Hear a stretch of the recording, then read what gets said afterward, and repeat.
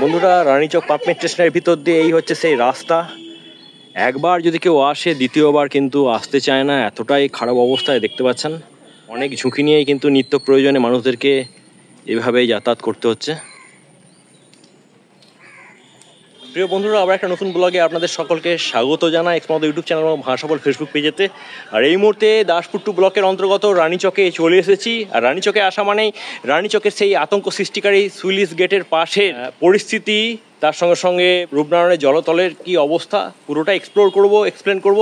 তো বন্ধুরা, পুরো ভিডিওটা দেখতে থাকুন। আর এই ধরনের চ্যানেল অবশ্যই আমাদেরকে সাপোর্ট করুন, চ্যানেলটা সাবস্ক্রাইব করুন।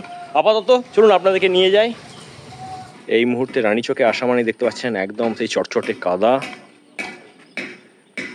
আমি এখান থেকে দেখিয়ে দিই সেই আতঙ্ক সৃষ্টিকারী এই রানীচক সুইলিশ গেটের মুখে যে কাদার ক্রসওয়েটা দেওয়া হয়েছিল, তার উপরে দেখতে পাচ্ছেন বস্তা দিয়ে রিং বাঁধ তৈরি করা হয়ে গেছে।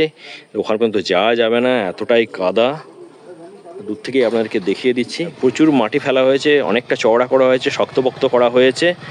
তো এই স্ট্রাকচারটা কতটা সুস্থির, জলটা বাড়লে তখনই বোঝা যাবে।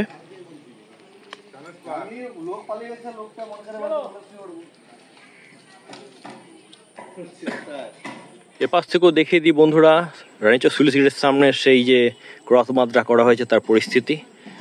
যেহেতু রূপনারায়ণের জল সেভাবে এখনো বাড়েনি, তাই আতঙ্কের কোনো কারণ এই মুহূর্তে নেই।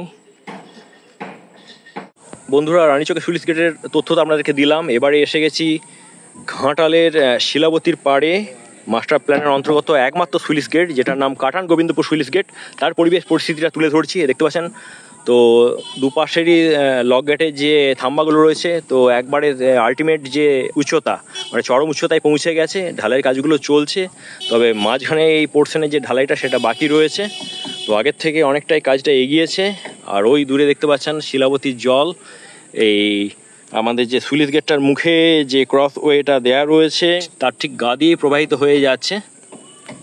তো এই তথ্যগুলো আপনার সঙ্গে শেয়ার করলাম। বন্ধুরা, ওপাশে রয়েছে রূপনারায়ণ বাঁধ। আর এই মুহূর্তে রানীচক 43-এর ঘাটে এসেছি। এই হচ্ছে রূপনারায়ণ নদ।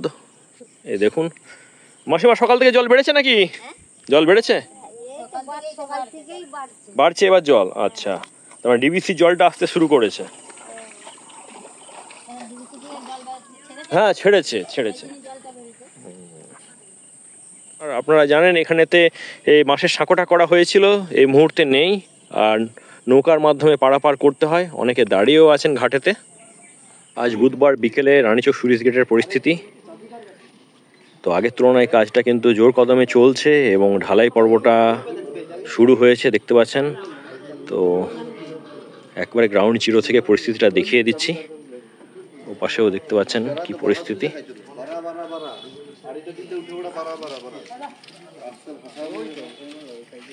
ঢালাই মেশিন দাঁড়িয়ে আছে, আর এখান থেকে মিক্সারটা হয়ে এই চোঙের সাহায্যে নিচে চলে যায়, আর যার ফলে কাজগুলো অনেক আগের তুলনায় দ্রুত হচ্ছে।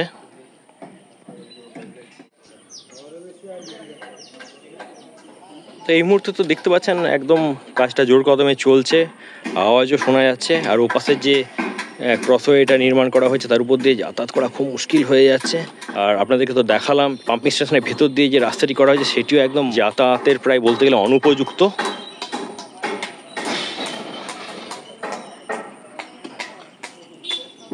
বন্ধুরা, যেহেতু সুইলিশ গেটের চারপাশে মাটির কাজটা হচ্ছে, তো এখানকার পরিস্থিতি মানে বিশেষ করে যাতায়াত করা খুব মুশকিল হয়ে যাচ্ছে। আর যেটা বলার, এই মুহূর্তে রূপনারায়ণ নদীর জলস্তর অনেকটাই নিচে রয়েছে, তবে কিন্তু জল বাড়ছে। আর ডিবিসি থেকেও জলটা ছেড়েছে, সেটাও মুন্ডেশ্বরীতে পড়বে বা তার শাখা নদীগুলোতে পড়বে।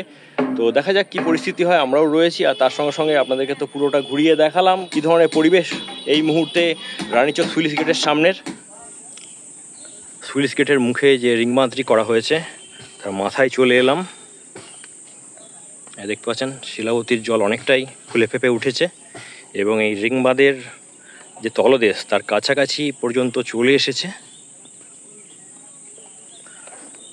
আজ বুধবারের বিকেলের চিত্র।